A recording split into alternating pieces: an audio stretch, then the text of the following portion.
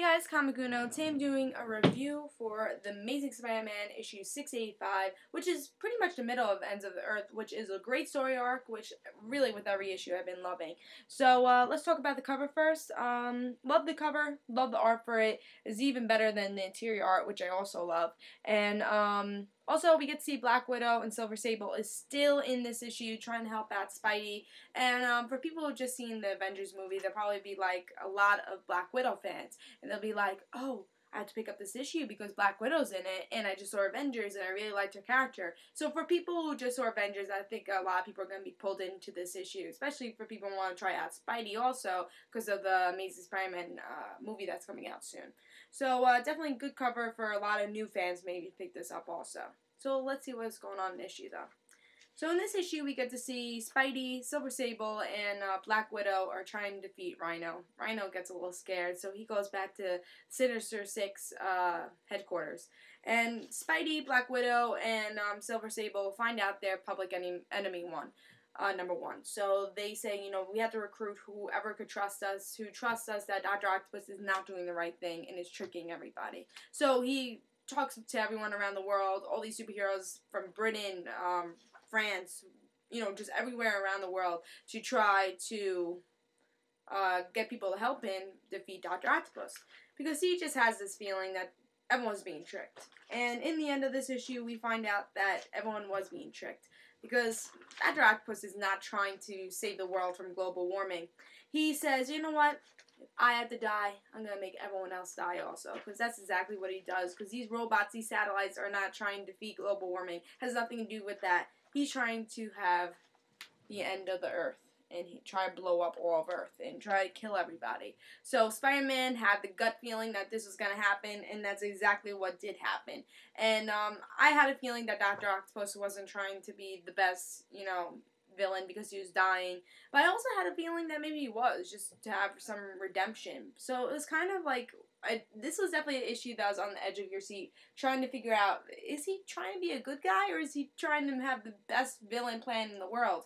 And that's exactly what he did. He had the best villain plan in the world, and he's trying to end the Earth because he's dying. He believes he's the smartest person in the world, so if he's dying, everyone else should die also.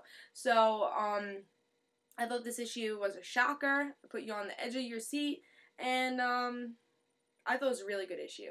Towards the beginning, I'm like, alright, this is going to be the same story over and over again. You know, Black Widow, Silver Sable, and Spider-Man are going to be trying to kill or, you know, destroy the Sinister Six, and it's not going to happen. You know, the Sinister Six are going to try to retreat, and, you know, that's going to be the same story over again. But towards the end, it gets like, alright, this is not going to be the same story. We're getting to have a real progression with this story, and that's exactly what happened. So, definitely a great issue.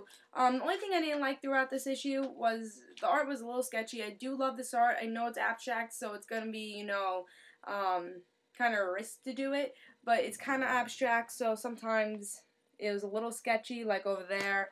It was a little sketchy. It was a little sketchy over here. So, and that's just 2 pages of an example. But still, I like this art, just a little sketchy in this issue. But still, really good issue. And sorry, guys, if I kind of spoiled the ending, but I guess kind of title spoiled the ending also. But yeah, good issue. I'm excited to see what happens next, and I'm excited to see in the next 2 issues what's gonna happen. We also get to see a little MJ and Spidey relationship going on here because Silver Sable was kind of like trying to flirt with Spidey in the end, and Spidey says, you know, I really love somebody, and in the end, well, let me tell you exactly what he says. He says, see, Silver Sable says, I meant every word, that you're really not a goofball. And he says, really, in the past I always thought that, well, that you thought I was a big goofball or something. And he says, there's that lies on the surface, and then there's the man inside. And I want him to know if we should fail, if there's no tomorrow, and then Spidey stops her. Spider-Man and I. And then Spidey says, we won't fail. We're going to pull this off, and we're going to home, because I promised her, which is MJ. And you know, Silver Sable says, her. And he says, Sable, I'm sorry, I can't. And she, you know, Silver Sable says, oh, I hope she's worth it, Spider. And, you know, Peter says, yeah, trust me, she's definitely worth it. So, that's a big seeing that Peter still has feelings for MJ, and in this issue we get to see that MJ really does trust Peter to save this world, and I love that.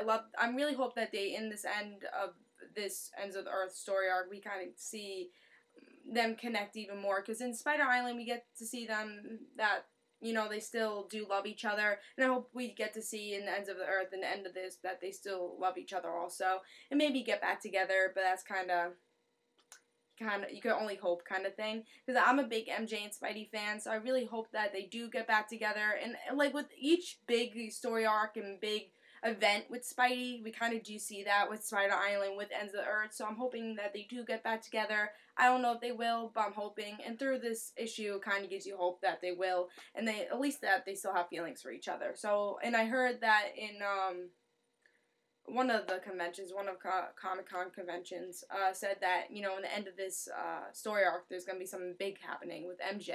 So either they could get back together, and I'm hoping that is it, or it could be something totally different. But we know that's going to have an impact with MJ in the end of the story arc. So it should be cool, and I am excited, and this is definitely a good story arc, and you should read it. So, I give this a 4.5. It was a great issue, and again, I recommend the story arc. It is, compared to Spider Island, it really, you could compare them both, and they're both really great story arcs. Like, really, the two previous story arcs are great. They have great story, and I love Spider-Man story arc, especially Dan Slott does a great job. So, this is Comic Uno. Hope you guys enjoyed it. Again, I give this a 4.5. I say pick it up. And, guys, don't forget to follow me on Twitter. In the description below, there'll be a link for that. I'll just have comic book news, reviews I'll be doing, and topic videos I'll be doing. And also, don't forget to follow my other YouTube channel, The Rand Situations, which will just have news about those videos. I hope you guys enjoyed. This is Comic Uno. Again, if you're not reading Ends of the Earth, I say pick it up, and it's a great story arc. And if you didn't read Spider Island, that's a great story arc also, because Dan Slott knows Spidey, he knows the stories, and he does a great job with each issue that he writes. It's really a great story, and I say definitely pick up this issue, and pick up previous Amazing Spider-Man issues. So this is Comic Uno. See you guys.